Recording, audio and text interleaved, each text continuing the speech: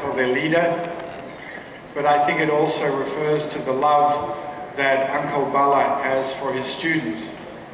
As an academic, you are the product of our work.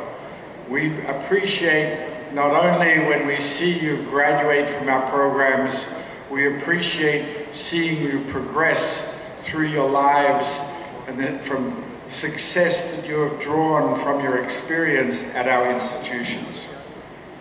Okay. So let me just start by saying that many of the speakers today have stressed that you are graduating into a very different world. Okay? We are at the start of a new technological revolution, and the world in 10 years' time will be very, very different than the world that you are experiencing today. Whether we think about Brexit, whether we think about Donald Trump, whether we think about global stability, to ISIS, to macroeconomics, we're confronted with a world which is dramatically different and which is evolving rapidly in ways which we cannot clearly predict. So in my talk today, I want to focus on how we adapt to technological change. In particular, I'm going to talk about cell phones, because the cell phone has been the most disruptive technological instrument in the history of the world. I do this for two reasons. First, I understand that most of you have an engineering background, and therefore you're well aware of this technology. Okay?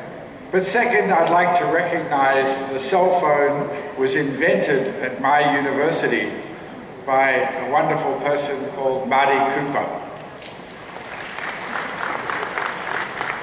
Now, I have to tell you that Marty's cell phone was about as big as this lectern, so you couldn't really include it in your pocket, and you could possibly only call one person over a distance of a half mile.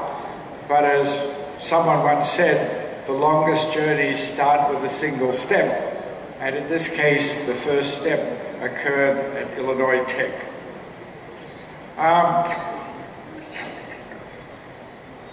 So as the dean of a business school at a technological university, my job is to think about these technological developments and adopt our educational programs to prepare students to compete in the new environment.